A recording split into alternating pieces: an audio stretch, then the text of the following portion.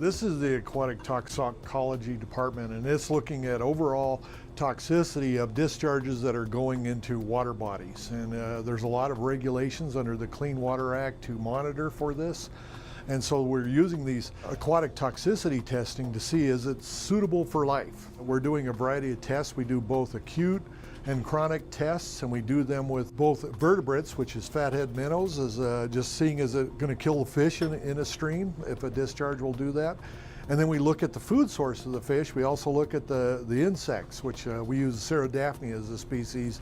These procedures are all done by EPA guidance documents and manuals, well worked out in terms of how to do the procedure, all the quality control that goes into it. We're testing the Montanore Mine, and we're using a sample both of their effluent and the Libby Creek.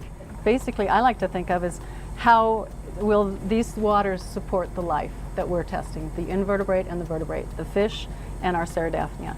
They have different permits, and some of them require acute testing, some chronic. There's an NOAC, which is no observable effect concentration, or an IC25, which is the inhibition concentration of 25% of the organisms. That's what Montanore is testing for, inhibition concentrations. What we're testing for with the fish is both survival and growth. So we're going to weigh at the end of the test how much these fish grew. And I'm taking the subsamples for alkalinity, conductivity, ammonia, and hardness.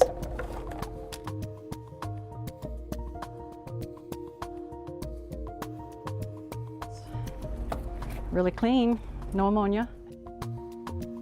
Just as a summary in the data that we're getting for the Montanore Mine samples that are coming in, we're getting a complete survival in the discharge at 100%, no dilution discharge. The fish are surviving at 100%.